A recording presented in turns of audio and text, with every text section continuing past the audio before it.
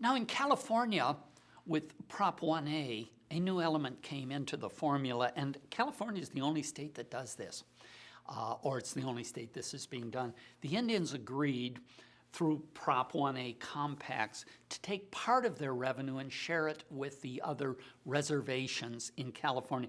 There was an agreement, and the tribes with casinos in California said they would share their casino revenues with the established rancherias, reservations in California that did not have casinos. It's a great start, it's a great principle, but the share formula is such that the non-casino tribe receives $1 million, regardless of how many members they have.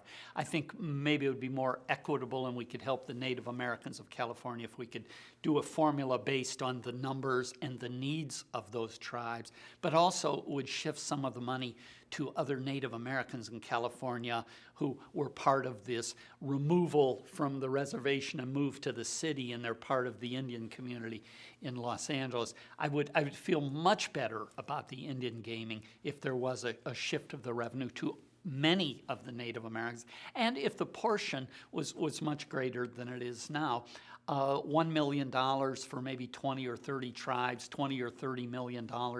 The revenue in California is $3, $4, $5 billion a year in these casinos, and I'm just saying it's a small portion. It's a wonderful principle. The principle should apply to all the Native Americans of California. I think I would really think the whole United States, but California, and it should be greater. But this is a good idea, and California was sort of a breakthrough. This is actually done in, I think, 4 or 5 of the provinces in Canada. They share the casinos. I think it would be wonderful if some of the bigger tribes, now the bigger tribal casinos, could be for the benefit of 10 tribes as opposed to just 1.